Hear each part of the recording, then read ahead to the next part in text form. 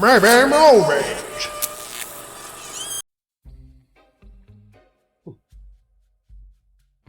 Ooh, strawberries.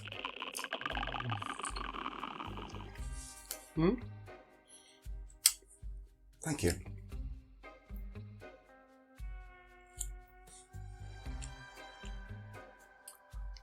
Okay, don't panic. But it would appear that whoever's in charge of all of this has scooped out your brain and put it into another body.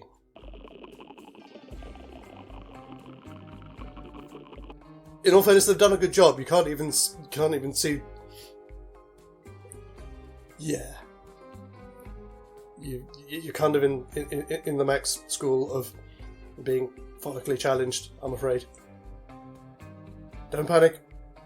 I'm sure it will sort itself out. Okay? Okay. You sure? I guess. I mean, you are Sam, yeah? Quite possibly. Sam's always pretty sure who he is. Then yes. That was a bit too slow. By about a second, but that was a bit too slow, which does make me kind of think that... Are you in charge? Are you the reason that we're here? Well, if you're not, then I'm afraid to tell you that you're stuck here as well, the same as us.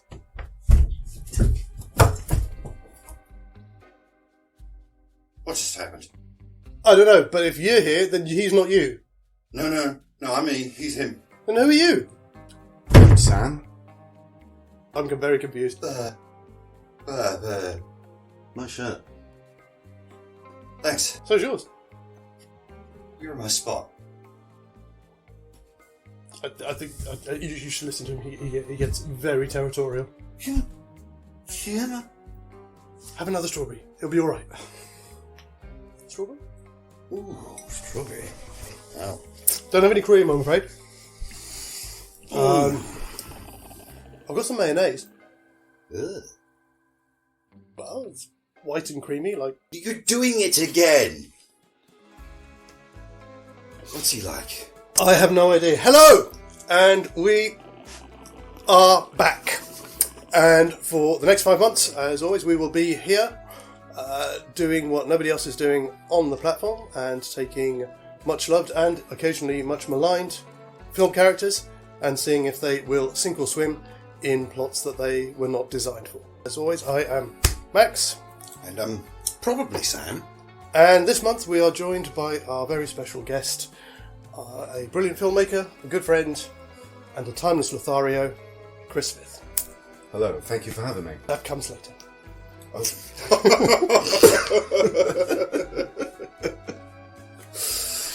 There's nothing else to do in here. So we are Maybe Movies.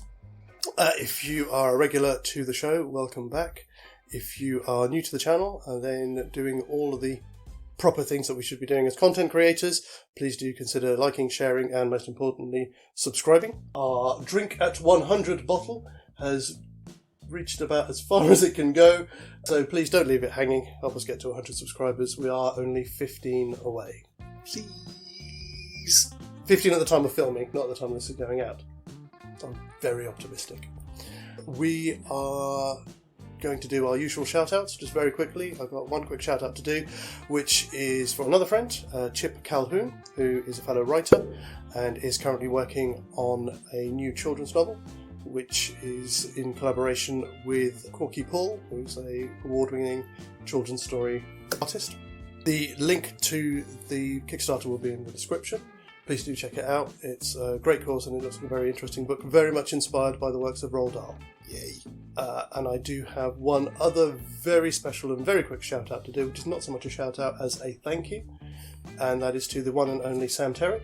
Oh, you're welcome. We've now been doing this almost a year, and I just want to say thanks for kind of agreeing to join me on this mostly unplanned jaunt into unreality. You're most welcome. And I will drink to that. Oh, indeed. Booze. It looks like I'm still on the Winkle wine this month. The Winkle wine. Cheers. Right, let's talk about movies. Yes. Movies. What movies are we going to talk about? I was hoping you'd have something, to be honest. Well, I do have an idea that I must admit, it kind of came to me quite early on when we started this, and I thought if we do get to a year, it might be a good one to do because it's kind of off the wall completely.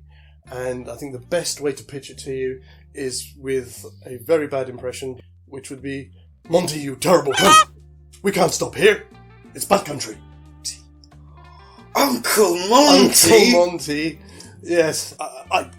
Oh no, what have I done with them? If you look up there, if you look on the top there, I think that should be one of them. Yay! And It is. I think the other one I might have left over there, so... And loathing. And you'll have to just imagine that I'm holding up with not an eye, because it's over there and I can't be asked to move. He'll insert it later, guys. Insert. See? It's not just me. It's not just me. Well, you can't have all the fun. Okay, that's true. Does that sound like a viable matching? It's a wild idea. I mean, they're really close thematically. And there are about a couple of mad bastards going on a journey. You've got the setup as well. You've got the so-called straight man, if you like, which is Marwood or Hunter S. Thompson. And what did you just say? Marwood. Is that his name? Yeah. I didn't know that. Did you not? Oh, he's even credited as I in the cast list. It was either written as a novel or as a play. And in the play, the character is referred to as Marwood, even though he's never referred to by name in the actual thing. I didn't know that. Yes. I did not know that, no. But yes, so you've got him as the voice of each of that story. Then you've got Hunter S. Thompson as the voice of Fear and Loathing. Oh, right, yes, I've got narrators, yes. Yes, yeah. and then you've got this completely anarchic kind of sidekick in both Dr. Gonzo and Withnell. So they are kind of on point in that respect. Also, they both mention the fear a good deal. They do mention the fear, yes. Oh, yeah. If you look into it, there's a lot more that kind of links the two of them. For a start, both of them had artwork by Ralph Steadman. I thought the covers looked startlingly similar. If you wind forward a bit, when Johnny Depp wanted to do adaptation of the Rum Diaries, because by that time he was a good friend of Hunter S. Thompson's because of the work on Fear and Loathing. Exactly, yeah. And Thompson would only agree to do it if they got Bruce Robinson to come out of retirement and direct it. Oh, I didn't know that. Yeah. Oh man, so many connections. Yeah. Unfortunately, Thompson didn't live to see the end of the Rum Diaries because he shot himself. Oh, I didn't know that. I didn't know he died before then. He had a slew of medical problems, mostly due to his drug-fueled life during the 60s and 70s. Had a hip replacement, he was chronically depressed, things like that. And So when he decided to go out on his own terms. Yeah. Yeah, from what I understand about the band, that makes perfect sense. Because I'm sure there was things at the time that he had actually done it because of... It was around the time when I think George W. Bush was running for the presidency, and that might have been a catalyst for it as well. Okay, right, yeah. Enough of that. Let's talk. How the fuck are we going to do this? Well, yes, we've got some wrangling to work out because I mean, they're in different continents now. You know, they're both. If we're going to swap them over, you've got Withnell and I in the States, and Hunter and Dr. Gonzo in England, and on top of that, one lot are actors, the other lot are journalists. Mm-hmm. So we need to think about how we're going to wrangle the story in the correct direction, because it's going to be a big sticker otherwise. Yeah, there's a couple of things I did consider. There is at one point in Withnell where Withnell does say it as a joke that he's a famous journalist. Oh yes, he does, doesn't he? So you're thinking he When might... did he say that? I think it's when they're in the tea rooms. That's right, yes he does, when he freaks out when they're trying to throw him out. Oh, right. We're here and we want them now. Yes. And that's Yeah. it. Yes. So I did think that we could say as a what if, because he's an impoverished actor, he'll take whatever work he has. Maybe at some point he's signed himself up as a journalist. Okay. To make it a bit easier, we could simply switch the themes and the beats of the stories. So the events or parallel events to what happens in Fear and Loathing are happening in the UK. So rather than going to the bike ride, they're just going to a rally within the UK. But I don't know if that's going to work, because then we lose. It's a commentary on. It's the end of the American dream and all of that stuff. Because it's not unrealistic. I mean, that's the thing. They're both reflections of each other. They're both meditations on the end of the decade, but from the context of the individual culture of the country that they come from. Mm-hmm. Oh, does it? I mean, it kind of works. Because if you think about it, like, the Summer of Love and everything did happen in England, but it happened as a consequence of what was happening in the States. So they kind of reflect each other. Yeah, they do. Because the hippie movement came out of the States, didn't it? Yeah. I believe so. Yeah. Yeah, and obviously a lot of the counterculture and the civil rights movement and everything started over there. So they are reflections of each other, even though they're divided by an ocean and a culture. Whereas when you think of the swinging 60s, you think more of England and big Yeah, bands and things like baby. that. Exactly. Yeah. So it makes more sense that Withnell is set in 69 and Fear and Loathing is 71. So they match the time that it would take for that kind of the death of the decade to set in. When I watched them back to back earlier on, I kind of got the impression that they're like, they're bookends. No, okay, thank you.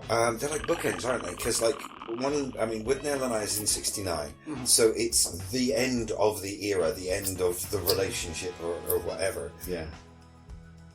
Fear and Loathing is the hangover. It's the morning after. Mm.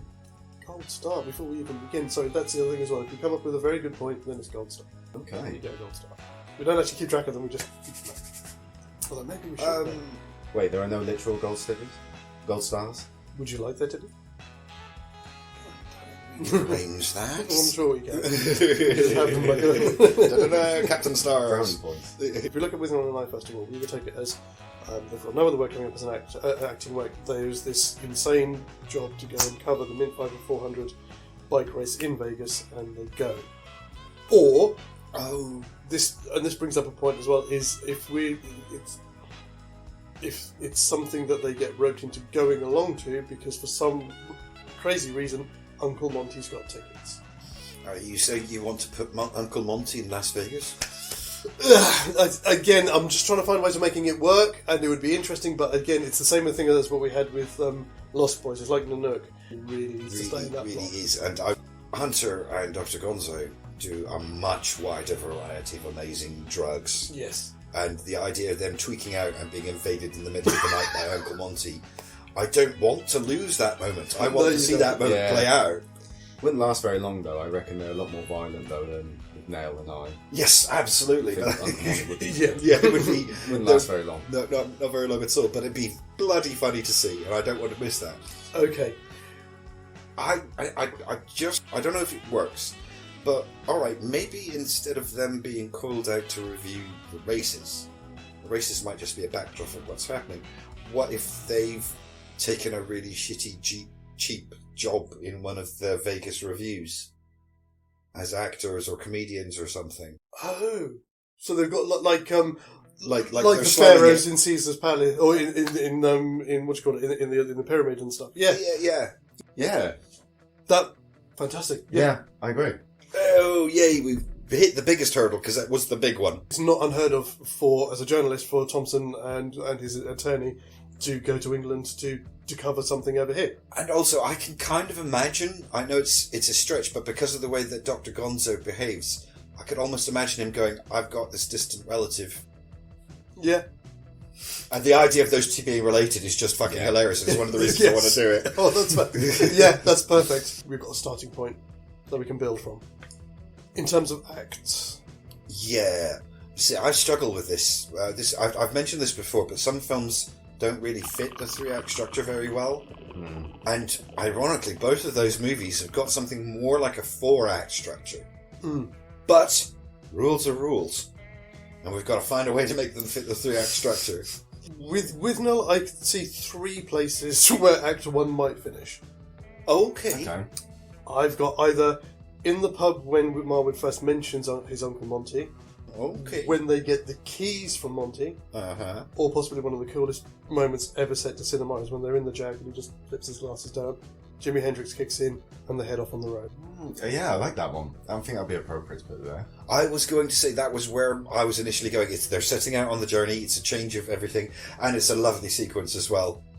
Brilliant.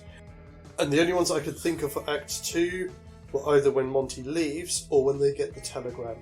that bit between Monty leaving and the end of the movie is incredibly short. It's the denouement. It's not the third act. I feel like the third act actually begins when Monty arrives at the cottage. I did question that. Because you arrived, they're near deer, they're at their low point, Yes. and Uncle Monty lifts them up. That sounds fair to me. Yeah, I agree with that. You've made more films than me, so you would know that. That's what the third act is meant to be. It's the turning point, isn't it? When things start to go from bad to less bad. It's almost the resolution. It's like how the characters lift themselves up from the problem, and it's then resolved, and what they've learned from it all. Really, both films really have a departure of their relationship as well, and I always thought that's a signifying point in both act threes of each film. What, the way they separate from their significant other? They're they're basically in a point. relationship already. They're both in a relationship to begin with together, and then they end it, and that's almost closure that they needed to. Gold star, sir. Yeah, definitely. Gold star. Definitely. No, really good point. I will keep a list when I'm editing, so that next time we can all have. We're going to buy some stars now. Sorry if I peaked. I was really excited about the gold star. No, that's good. That's good. Yeah, they are. So I'll make a note of that. So Bizarre platonic relationships. Basically, they need each other almost, but then they do give each other up. They're almost a drug to each other. Yeah, they are. They don't really want each other, but they. They need each other, like prop each other up, don't they? Yes. Yeah. I'm blown away. With Fear and Loathing, I think we're all going to agree on different points about when the act should be on this one, because it's a lot. It's written as a narrative. Yeah. It doesn't have a structure the way... It's essentially written as gonzo journalism. He's going to cover the rally, but gonzo journalism says that the rally isn't the point. It's the experiences of the journalists. That's the point. Yeah. All right. So I'm curious. What do you think would be the mark between the end of the first act and the start of the second act on Fear and Loathing? I think with Act 1, where it could end, is when they first enter the hotel in Las Vegas, where they start. So like the end of their journey too. Yeah, because they start off on their journey already, and I would say that sort of marks it's like a different chapter of a book when they're in a different location, because the whole place, it takes place in Las Vegas pretty much, but apart from the beginning and a bit in the middle. Yeah. But when they go in the hotel to begin with and stay there night, That would make sense. That might be too early in. I don't know, because I wasn't sure whether it should be when they do the flashback of them getting the call about the job itself when they're still in the hotel in LA. Because is it exactly a call to action? It's kind of retroactive because they're already on the journey. I understand your point, but traditionally in the hero cycle, the call to action is responded with a refusal, and it's never actually the end of the first act, but the introduction of the ongoing conflict. But I like that though, because it does make sense, because you've got the journey. That's one of those things. And this is where things start to go properly strange. Yeah. And this is one of those things, because when I was watching it, I kept stopping. Every time there was an interesting moment, I'd stop and see how far along we were in the timeline. And I'm not sure whether, do you take 3 acts to be 3 equal divisions of a movie? Or is it the inciting incident, regardless of how early it happens, or the change, the switch around? I'd say the latter. Yeah? Yeah. I think that's more interesting. Yeah. Okay. I'd say. That would be borne out by how we've done it before, because we've done films before where we've got very short first or second or third acts because of where the beats are in the narrative as opposed to on the timeline. Yeah. You've laid out a very cogent argument, and I think I'm agreeing with you. But just to lay it out there, my initial idea for the change would have actually been it's that night after the race, when they go to the circus and everything gets fucked up. Oh, yeah. And then there's the bit when they go back to the hotel and everything goes down key and starts going downwards. Is that the scene in the lift with Cameron Diaz? That's the next bit. Yeah. That's to me, that's the beginning of Act 2, is the bit with Cameron Diaz. Yeah, they're definitely from different chapters, so yeah, I'd say, because it's... Yeah, go on. Okay. Are you sure? Because, you really made a good argument there. Well, as our guest, we'll leave it to you. Pressure. There is. If you get it wrong, you lose your gold star. That's not. It's hard to pick a division between each act, because, like I said, I would have said it's all a psychedelic trip and they're all one journey. I almost want to begin it every time Johnny Depp's character wakes up. Yes, because a lot of the time he's like, I've been awake for 60 hours. Yeah. He He doesn't know what's real and what's not anymore. Kind of like being in here, then. because it seems to reset every time we wake up. Why do you have to keep bringing these things up, man? I keep trying to pretend it's not happening, and you keep bringing it up! Hey, you're in the cupboard! You've been further than I have. Okay. Alright, like Max says, you're the guest. How do you feel? Where do you know, having heard all of our arguments, where do you fall? On where it needs to... Where it needs to be. It's very hard. Very difficult. I can't even remember how many times that he does wake up, but I want to stick to that point that it ends whenever it ends on a bad acid trip. But again, I don't know how many times it takes the acid trip. I suppose the first time that he would sleep and wake up is when he wakes up to go and cover the race itself. That's the next day, isn't it? Is he still up? No, it's continuous. That scene at the hotel when he gets the call. Yeah. I've been awake for 60 hours, he says at the very beginning of the movie, and then flashes back. And then they get to Las Vegas, they don't sleep till after the race. Right. Oh, yeah. So, I don't know, does it happen 3 times, though, throughout the film? That's going to be... I don't know, because there's the bits, because obviously he leaves, he goes, he drives back, he tries to drive back, and then he comes back again. It's implied that there are times when he sleeps, but he never says, I woke up, or I was awake for this long. Yeah. I feel like there are 3 times that he says, I've been awake for X. Because I know there's obviously the bit where he wakes up towards the end when the second hotel room is completely trashed. And he's wearing the lizard tail, isn't he? Yeah. And everything's like in about a foot of water. But that's when we go into the... That's right, towards it. That would be the end, that would be the third act. So that's kind of sorted. Yeah. So it's just where it happens in there. Okay, well I think then what we need to do then before we do shoot again, we'll double check that. And finalise that. Because we're all around the same area. It's just pinpointing where that's going to be. So, which brings us, of course, to the next question, which is the end of the second act. I had either getting rid of Lucy, but no, that's not going to work. I think from what we've said here, the end of the second act is, or the beginning of the third act, is when he wakes up in the second hotel. This is interesting. I would have argued that it was when he arrives at the hotel and Dr. Gonzo is there again with Lucy. But that was my initial assessment. Thank you. No, sorry, thank you. I put down Arrival and I'd forgotten what I'd meant.